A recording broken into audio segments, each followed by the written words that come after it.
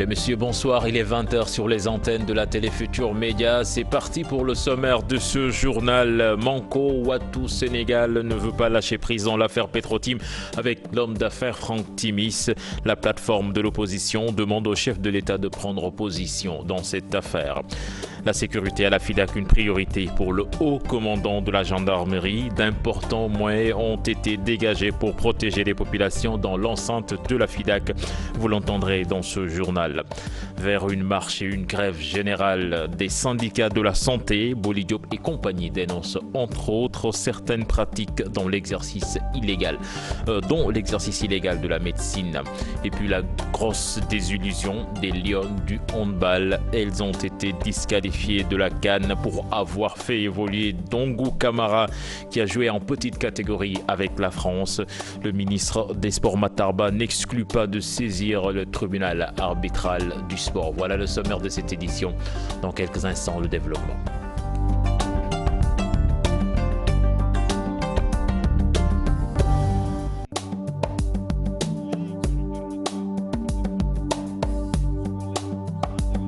Bienvenue à toutes et à tous de la politique. Pour démarrer ce journal, Manko Watu Sénégal demande à Macky Sall de prendre position dans l'affaire Petro-Tim. L'homme d'affaires Franck Timis, la plateforme de l'opposition, s'indigne de la démarche du gouvernement du Sénégal face à cette situation avec la signature de 2 contrats qui, dit-elle, n'ont jamais été respectés. On fait le point avec Fatou Bintou Conté.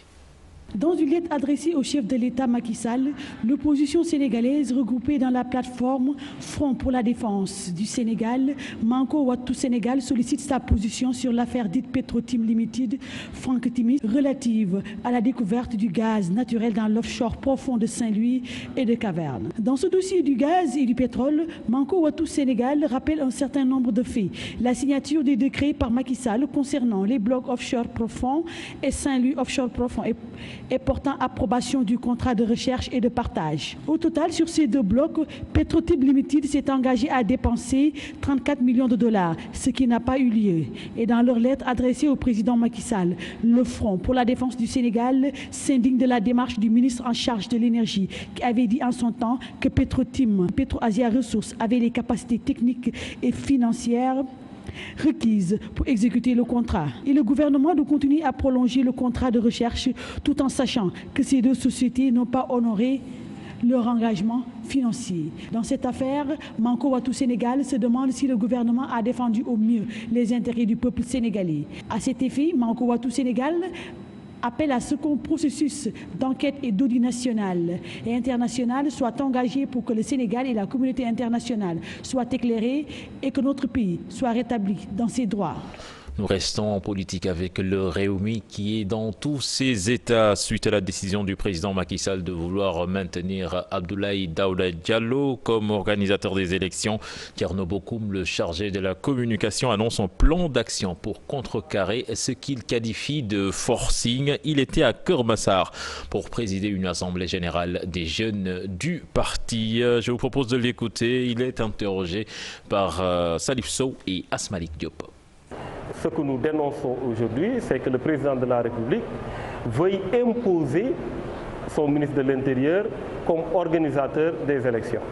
C'est clair que l'opposition n'a rien contre la personne du ministre de l'Intérieur, n'a peut-être rien contre son travail au niveau du ministère de l'Intérieur, mais l'organisation des élections doit incomber à une personnalité neutre, parce qu'on ne peut pas admettre qu'un ministre de l'Intérieur qui est maire dans sa commune au nom de son parti, qui assiste aux stratégies de déploiement de son parti, qui met en œuvre des stratégies de conquête du pouvoir en faveur de son parti, puisse en même temps organiser des élections qui doivent départager le pouvoir et l'opposition. Ça n'a pas été fait du temps de Diouf, ça n'a pas été fait du temps de Wade. On ne voit pas pourquoi le président Macky Sall veuille coûte que coûte imposer son ministre de l'Intérieur comme organisateur des élections. Donc ça, c'est une mesure que nous n'acceptons pas, que nous dénonçons, et à la limite même une mesure ou une décision suspecte. Il y a certainement anguille sous roche et nous allons nous battre pour que cette chose ne puisse pas être appliquée. Je vous l'annonçais dans les titres, le dispositif sécuritaire bien renforcé à la foire internationale de Dakar. En plus de la brigade de gendarmerie, d'importants moyens sont déployés de l'avis du haut commandant de la gendarmerie nationale. Il soutient que l'objectif est de protéger les populations dans l'enceinte de la FIDAK. Je vous propose là-dessus de suivre cet élément signé Léa Niafuna et Aïssatou Païfal. Important dispositif sécuritaire mis en place par la gendarmerie nationale. Objectif, sécuriser les citoyens au mieux, des drones aux scanners, rien n'a été laissé au hasard. Nous avons toujours déployé des moyens à la mesure de l'événement.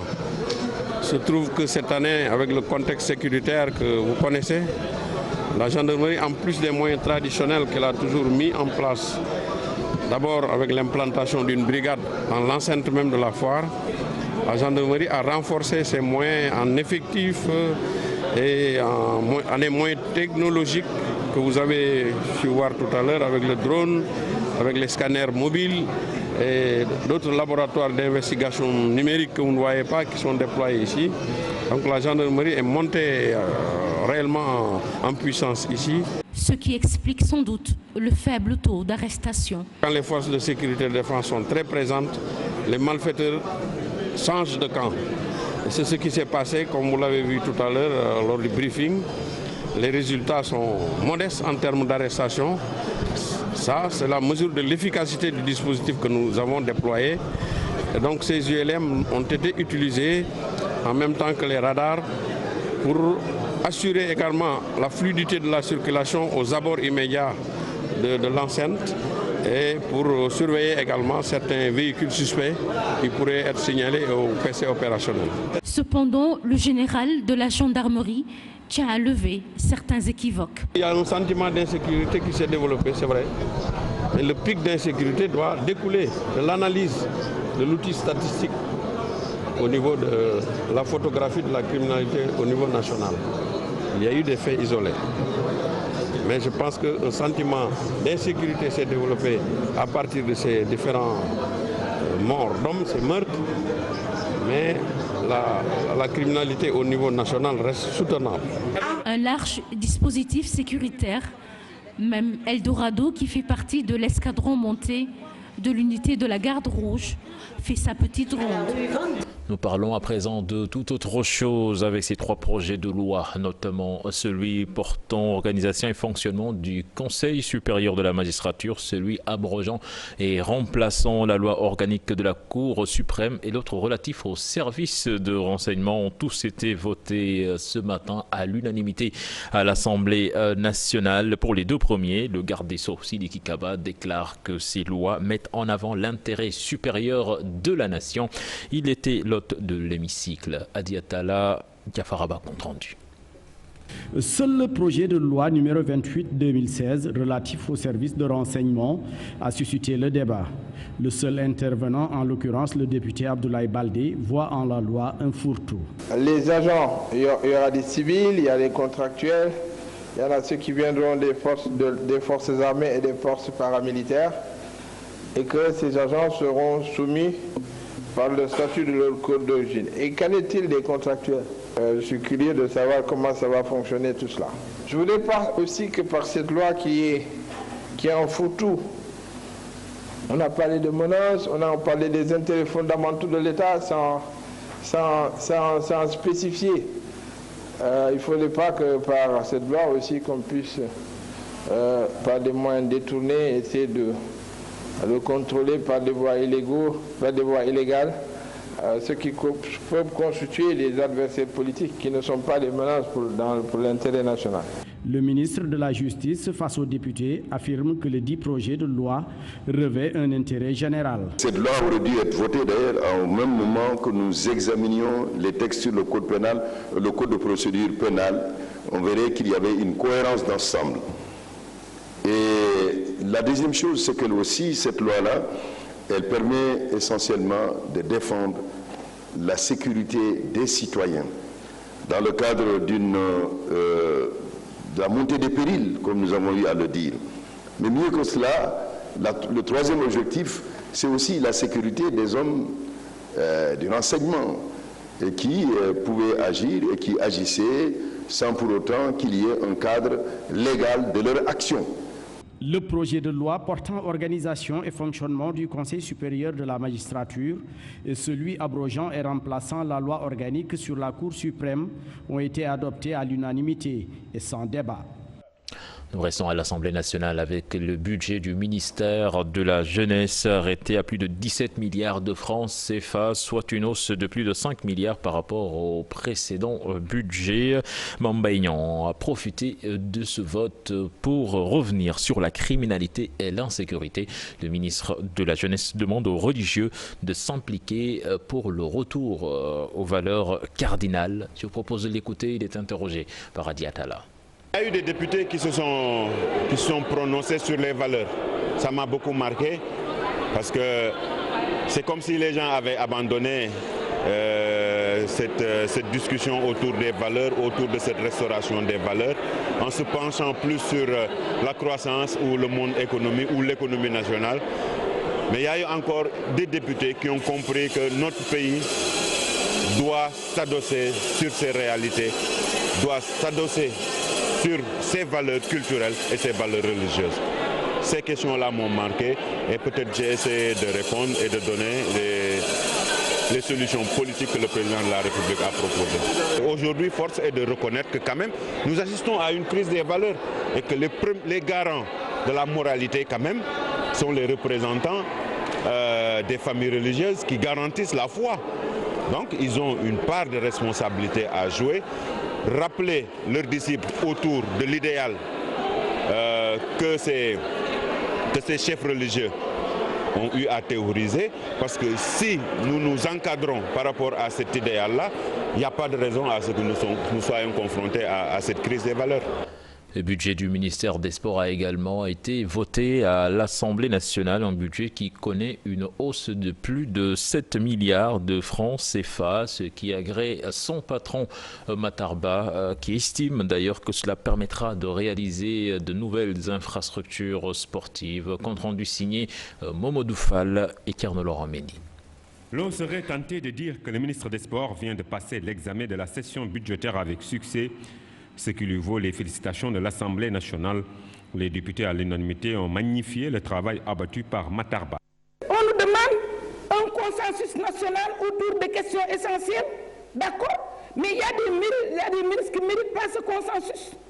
Mais il y a des mérité parce que parce que nit ku baax nga. Je voterai votre budget et je demanderai à tout le monde de voter votre budget. Je peux également témoigner de la qualité de ce que vous faites. Pas de résultats, mais de la qualité. Un travail bien fait mérite une augmentation de budget. Celui du ministre des Sports passe désormais de 9 à 17 milliards, soit une hausse de plus de 7 milliards.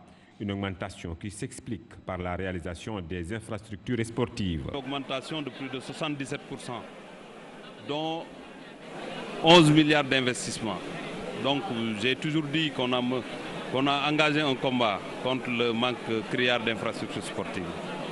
Et le président de la République est en train de nous donner les moyens de gagner ce combat-là. C'est pourquoi, lors de la dernière visite, vous avez vu tous les chantiers de la région de Dakar. Et c'est partout dans ce pays qu'on a commencé des chantiers pour accompagner les sportifs du Sénégal. C'est avec beaucoup de fierté qu'on a défendu ce budget, avec l'appui de l'ensemble des députés. Vous avez suivi les débats. Tout le monde était aux côtés du ministère des Sports et c'est pourquoi le budget a été voté à l'unanimité, il n'y a pas d'abstention. Le ministre des Sports a également évoqué le blocage noté autour du stade Hassan Diouf de la Médina. Selon lui, l'État doit procéder à une réexpropriation du terrain puisque les Chinois détiennent un titre foncier. En outre, Matarba déclare que le stade Alassane Djigo de Pikine sera inauguré le 29 décembre 2016. Nous allons quitter momentanément l'hémicycle, c'est pour parler de ces syndicats de la santé dont l'action unitaire qui vont vers une grève générale suivie d'une marche nationale. Ils dénoncent certaines pratiques dont l'exercice illégal de la médecine. Ils ont fait face à la presse ce matin. Je propose de suivre les explications du docteur Boli Diop, interrogé par Fatou Kinedem et Thierno Laurent Mendy. Pour preuve, nous avons un de nos collègues qui a bien fait son travail en suivant les instructions reçues de ses autorités administratives pour dénoncer des cas d'exercice illégal de la médecine dans sa zone de responsabilité où un agent sanitaire faisait des échographies, n'est-ce pas, à des femmes enceintes, des échographies obstétricales. Donc devant cette situation, il a eu, n'est-ce pas, à prendre en charge un cas urgent. S'il n'était pas là-bas, il y aurait sûrement mort de femme. Au lieu de récompenser ce médecin qui n'a fait que son travail, il a été sanctionné en le mutant au niveau en tout cas d'une autre région. C'est ce que nous, SAMES, nous dénonçons. Le SAMES a décrété à partir du mercredi 17 3 journées de grève pour vraiment dénoncer cet état de fait. Aujourd'hui, il ne s'agit pas d'injecter dans la santé beaucoup de milliards, mais quand même que les acteurs qui travaillent puissent être à l'aise, que les acteurs qui se sont sacrifiés, en tout cas, puissent être reconnus.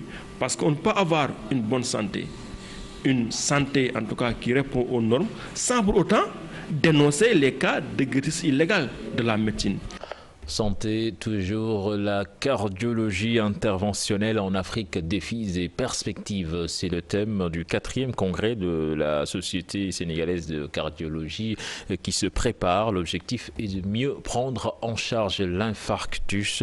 Le diabète, facteur de crise cardiaque, est également pris en compte. Compte rendu signé à Fatou Kinedem et Thierno Laurent Mendy. L'angioplastie coronaire ou dilatation coronaire, l'une des techniques les plus utilisées dans le monde pour la prise en charge de l'infarctus. Parce que les gens qui ont fait un infarctus, ou bien qui ont fait un infarctus et qui menacent de faire un infarctus, ont des vaisseaux qui entourent le cœur qui sont bouchés. Et donc, il suffit de mettre un ballon là-bas et d'aller déboucher cette artère. Et quand on a fini de déboucher, on largue un stent, c'est-à-dire un petit ressort pour imposer que l'artère se bouche. Des techniques désormais utilisées au Sénégal avec des frais moins onéreux. Pour traiter un malade à l'étranger, lui faire une coronarographie avec une dilatation, il fallait mettre au minimum 5 millions. Donc traiter 200 000 malades revenait à 1 milliard, le prix de la salle. Figurez-vous que depuis janvier, on est à 350 malades. Ça fait pratiquement 1,5 milliard si on avait évacué. Et en plus, les résultats que nous obtenons ici sont meilleurs que les résultats qui sont obtenus ailleurs parce que c'est une course contre la montre. Le 4e congrès de la Société sénégalaise de cardiologie se prépare. Cette fois-ci, les diabétologues sont impliqués car les diabétiques payent un lourd tribut dans la crise cardiaque. Très souvent, le diabète est associé au cholestérol et à l'hypertension artérielle, à l'obésité, à la sédentarité. Et tout ça constitue un cocktail qui va boucher les artères. Le Sénégal sur la bonne voie concernant la formation des cardiologues, même si le nombre est insuffisant. 60 médecins en formation, dont 34 Sénégalais. Les spécialistes doivent cependant être dotés d'équipements comme un électrocardiogramme ou encore un défibrillateur. Fatou Kinedem, nous allons dans le sud du pays, plus précisément à Tanaf, où un vendeur de carburant a voulu mettre fin à ses jours suite à un incendie qui lui a fait perdre 5 millions de francs CFA et tout serait parti d'une cigarette. C'est un récit signé Bakary Konté. La quincaillerie a pris feu mardi aux environs de 20h. Vieux Cissé vendait de l'essence, du gasoil et des pièces détachées Jakarta. La quincaillerie a pris feu vers 19h-20h. Le grand voulait allumer une cigarette en même temps. Il vendait de l'essence. C'est ainsi que la flamme est allée vers les bouteilles d'essence. Il a lancé la bouteille derrière et a voulu sortir l'argent. Mais c'était trop tard car l'argent était complètement brûlé. Vieux avait décidé de rester dedans. En mesurant mon bouteille, il y avait un briquet sur la table. Donc il y a des gouttes qui s'étaient tombées sur le briquet là. Juste le briquet s'est explosé. L'étincelle, avec l'étincelle qui s'est sortie sur le briquet, c'est ça qui a pris mes bouteilles. Non, je ne voulais pas sortir, je voulais juste pour mieux me sauver quoi. Parce qu'avec les liquides inflammables qui sont dedans, je voulais faire reculer pour que l'argent aussi. Mais finalement, je ne sais pas où aller. Parce qu'avant de venir vers le comptoir aussi, il y avait du feu. Tanaf, ville Carrefour, n'a pas de station d'essence et pourtant, on y trouve beaucoup de véhicules de moto Jakarta, une route principale qui mène jusqu'en Guinée-Bissau. On l'a maîtrisé vers 1h du matin. S'il y avait une station d'essence ici, on pourrait éviter cet incendie. Il y avait une station ici, mais c'est à cause du conflit casamassé que la station a été fermée. Il voulait se suicider car il n'a pas d'aide. Heureusement que quelqu'un l'a sauvé. Pas de camp de sapeurs-pompiers, les populations réclament. Si on avait ce camp de sapeurs-pompiers, les dégâts pourraient être limités.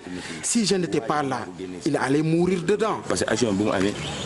Vieux Cissé a le bras brûlé. Il a perdu plus de 5 millions de nos francs. À Saint-Louis, les entreprises agro-industrielles de la vallée et la douane renforcent leur collaboration pour éviter les contentieux douaniers. Les agro-industriels veulent mieux comprendre les difficultés liées à l'interprétation des textes qui régissent la douane et les fautes liées à la méconnaissance du droit. Là-dessus, nous écoutons les explications de Michel Laurent Valagri. Ses propos sont recueillis par Ousseynou Diop et Habib Sek.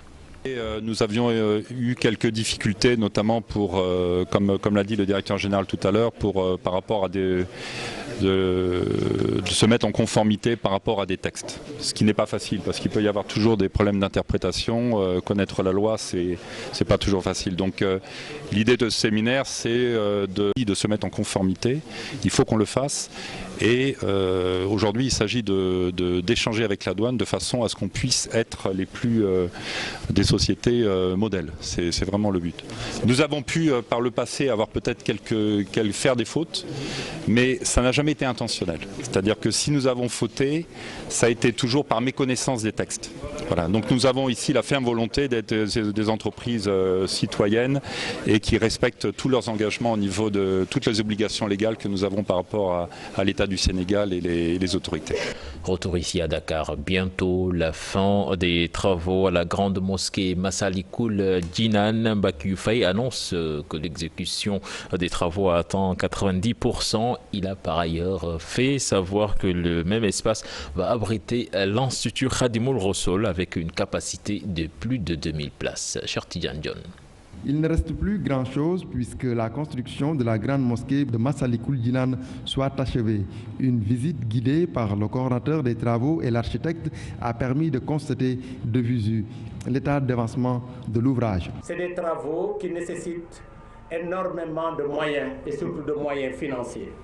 Et les moyens financiers ne peuvent provenir que de nous, musulmans et talibés de Cheikh Ahmadou Bamba. Ce sont des travaux de finition qui sont de petites choses. Quand nous faisions les grandes choses, les gens voyaient l'évolution au jour le jour.